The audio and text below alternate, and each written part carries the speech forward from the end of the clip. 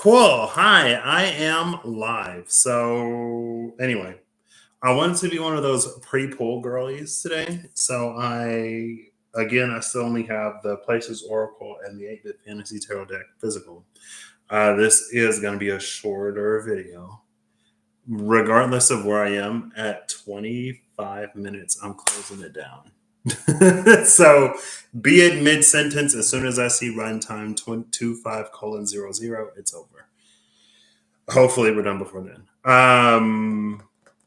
Yeah, I wanted to be one of those pre-pool girlies today. So it actually snowed here today. It didn't stick, but it snowed.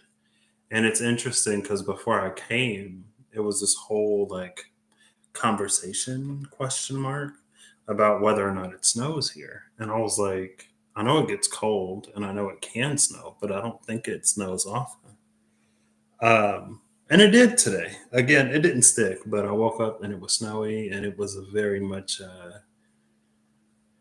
productive day today, but an enjoyable kind of productive, a really enjoyable kind of productive. Um, Pluto, today is the day that they say Pluto goes into Aquarius. What's interesting is I got on the Astro Matrix app because I am so far. I guess Pluto and Aquarius. Oh, wow. Okay, never mind. The thing I don't like about this phone is that it'll just update itself sometimes. It gives me like 2 or 3 times to push it off. And then after that, it's like, okay, it's not plugged up or anything. It could die mid update. The phone is like, we're doing it. So maybe there's like a forced update type of energy. Um, anyway, I was using Astro Matrix because I don't have access to my favorite Time Nomad app. I think it's not on Android yet. And it said that Pluto was 30 degrees of Capricorn. And I was like, that's so interesting that it's 30 degrees of Capricorn rather than like the 0 degrees of Aquarius. Because usually it's like 0 degrees, 0 minutes to 29 degrees, 59 minutes, and 59 seconds. And then as soon as you hit 30, it would be like 0 of the next sign, but it said Capricorn. It's also interesting. I had another dream last night. I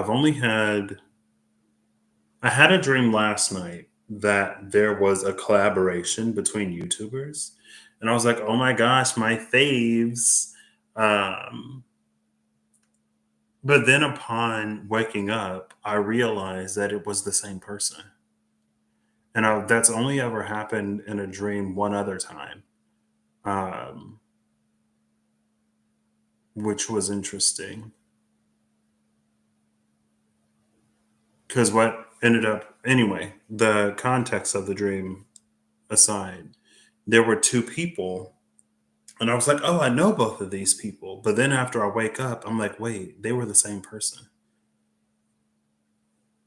But it'll be like the person, like, if I've seen them for some time, it'll be like a younger version of them and a current version, or like their hair will be different or something. They'll look different enough that in the dream I perceive them as different people, but after I wake up, they're the same person. Anyway, back to this because I said when that hits 25, we're already almost at 5 minutes.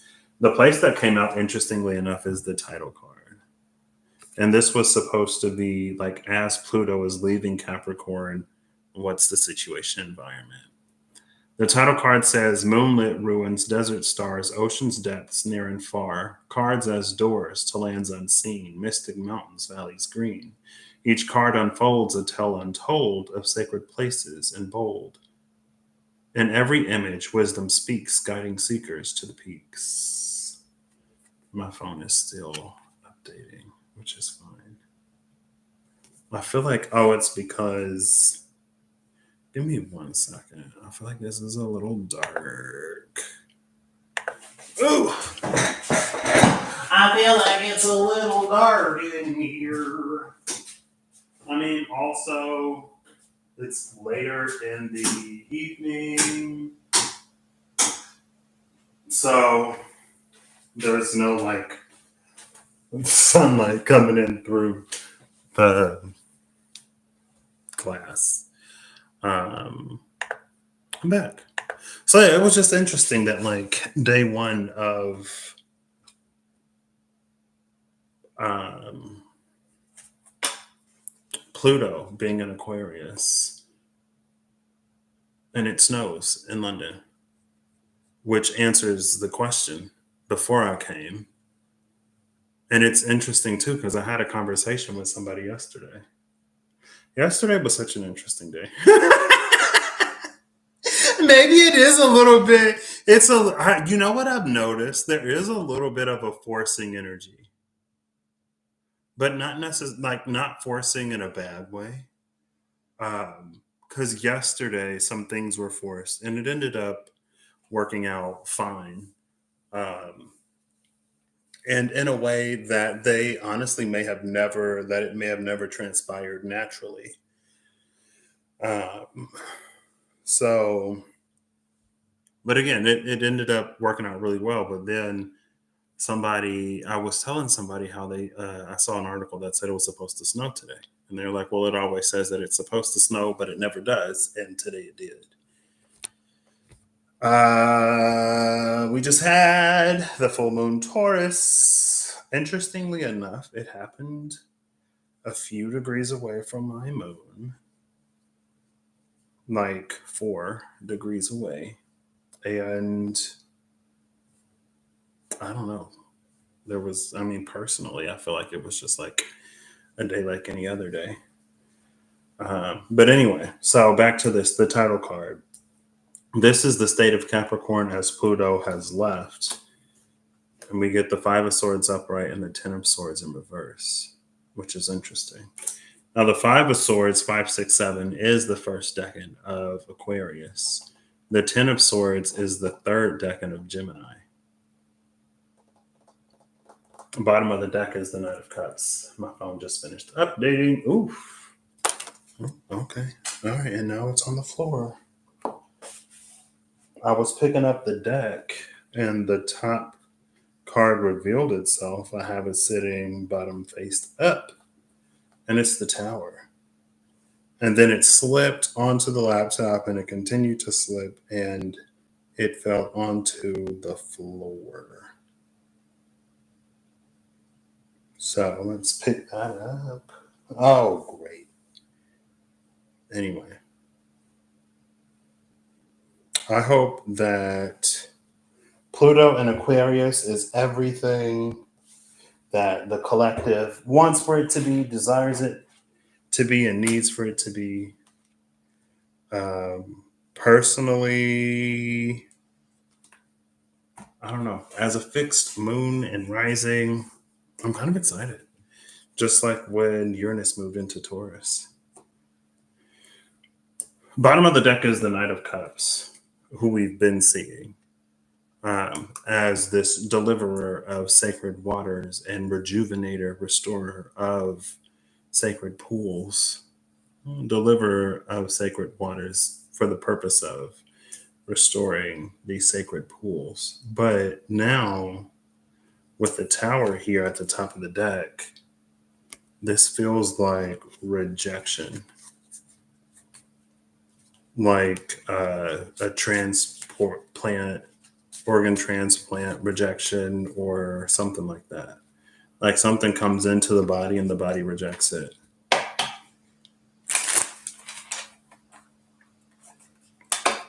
I don't know. Let's see. What is this? So the energy, we'll do the energy as Pluto is taking up permanent residence in Aquarius. I want 3 cards. Page of Pentacles in reverse. With the Sun in reverse and the Ten of Cups in reverse at the cut. Well, at least they're all in the same orientation. The Page of Pentacles, especially as I use this deck, because the orientation, there's 4 possible orientations. Okay. So if the state of Capricorn is this Ten of Swords, then as it transitions into Aquarius, it starts as the Page of Wands with the sun and the Ten of Cups as its energy. When it's upright, it's this Five of Swords. So it's almost this, the reason why the state of Capricorn, at least collectively, came out as the title card is because different people are going to be in different situations, right? Capricorn being foundations, with everything that Pluto and Aquarius represents, the better our foundation is, the cleaner, smoother, quicker that transition can happen. It's almost like because it's changing hands, right? And so as it changes hands, if things are done properly, then it'll pass like inspection as the new owner gets the grounds inspected and then builds on top of it. If it was like a rush job or sloppy or whatever, as the new inspector comes, there's always that possibility of like whoever had this before, the foundation is not going to support what it is that is to be built on top of it now.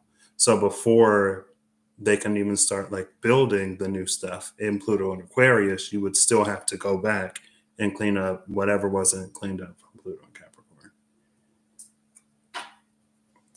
But again, like if that was already taken care of with the Ten of Swords in reverse, then transitioning into Aquarius, Page of Pentacles, the Sun, and the Ten of Cups, which is gorgeous.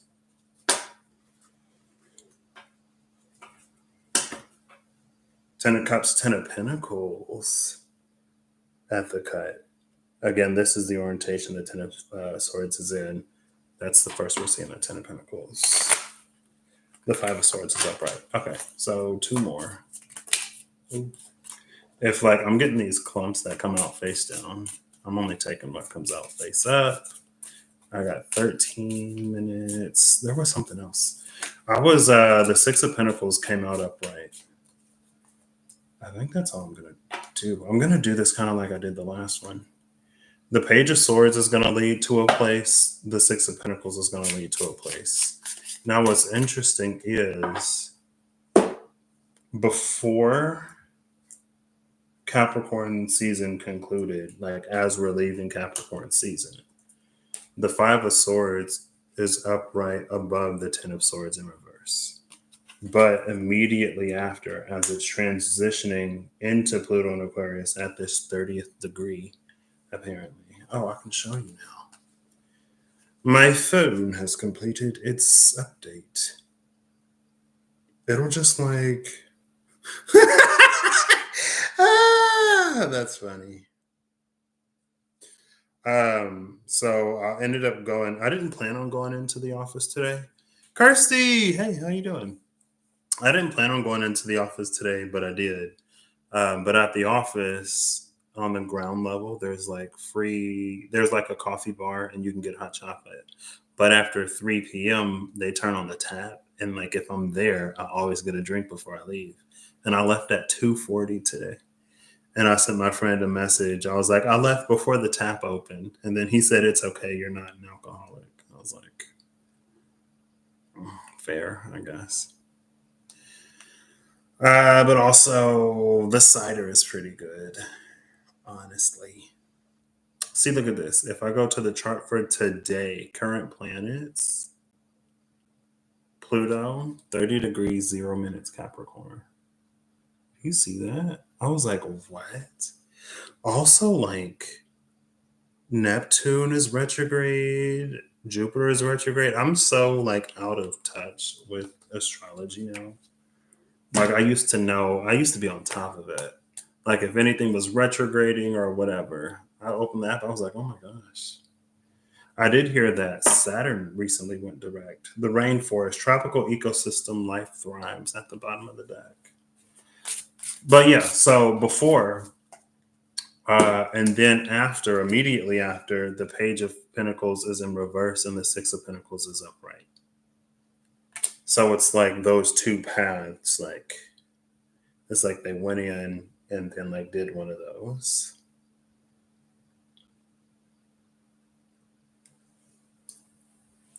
which is interesting. Pluto entering Aquarius as Uranus is in Taurus and Saturn is in Pisces. Saturn is 12 degrees Pisces. Uranus is 25 degrees retrograde Taurus. So that's like a 13-degree difference. Not that tight of a sextile. The traditional and modern rulers of Aquarius. And then Mars is 4 degrees Leo. Why am I looking at Mars? I don't know, because I was thinking Pluto, I guess. And then, of course, Capricorn and Aquarius have the same ruling planets. So it goes from this purely Saturnian influence as Saturn has been moving through. I was thinking about Saturn and Capricorn energy, I think on the way home today from the office. Um, but it's moving from this like purely Saturnian energy to a Saturnian energy with a Uranus influence, which it is what it is. I feel like the more I do this, the more I'm like, I feel like last month I was like, you know what? I feel like I hit a point of surrender that honestly almost just feels like giving up. But it's very much so like it is what it is and it's going to be what it's going to be. And whatever our collective journey, that's our collective journey. I feel like in my world, ideally,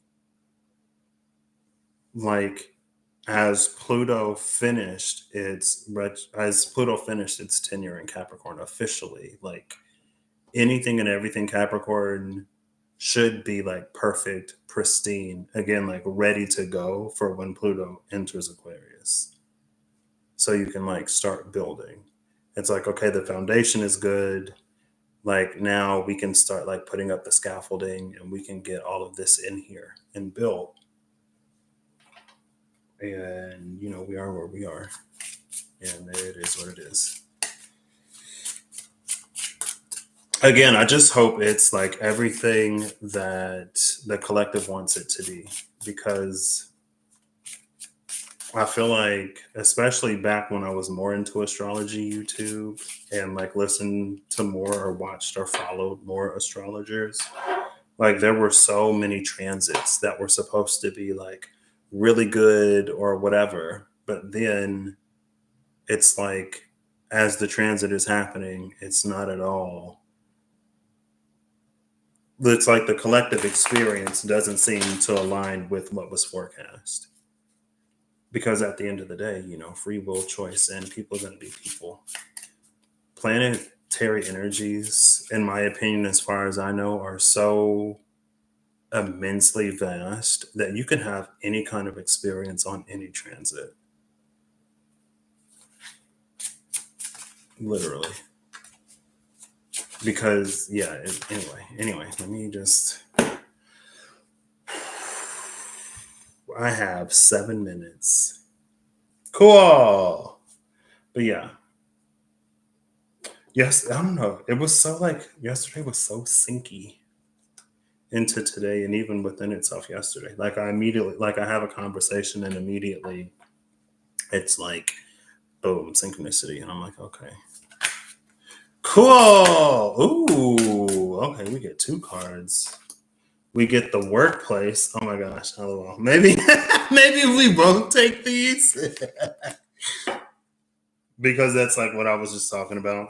Workplace, hub of productivity, ambition, and collaboration. Golf course, groomed landscape, quiet focus. Ambition, collaboration, and quiet focus as this upper path. And again, what's interesting about this upper path is that the cards are in reverse. So I feel like it would have been really easy to read this as like the 10 of swords in reverse is something that was supposed to end that didn't end. It's something that we're hanging on to. We're not moving forward. And because we're not moving forward with the page of pentacles in reverse, there's some like new beginning that we're missing out on, or there's a seed that will plant but won't like grow or germinate or sprout or whatever, because the soil isn't productive for plant growth with that Ten of Swords in reverse, right? It would have been easy to read it that way, but again, in this deck, I'm finding it's all about like orientation, because there are four ways that the cards can come out. In revert, I mean, upright, it's the Five of Swords and the Six of Pentacles, but the Six of Pentacles is basically like you get what you give. So if we come in, or like if it ended in a Five of Swords energy, that energy is going to carry through. Or it's almost like, it almost reads like a pause on karma, which is interesting. It's almost like if karma said, okay, instead of paying them back while Pluto was in Capricorn, I'm going to pay it back when Pluto is in Aquarius. Because again, Saturn rules both Capricorn and Aquarius. But in Aquarius, you get a modern Uranus twist. And I saw something, hey, how you doing?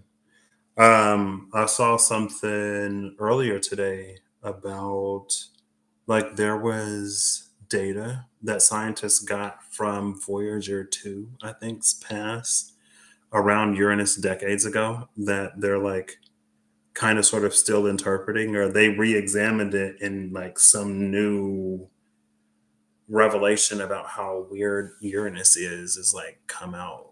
What was also interesting was in that article, when the rover had passed around Uranus, Uranus was like on its side and something was happening, because it was in a time of like cosmic whatever. It was like Uranus had just got hit with cosmic radiation and it had weakened its magnetosphere. And so because of that, the planet was like, the environment was wonky.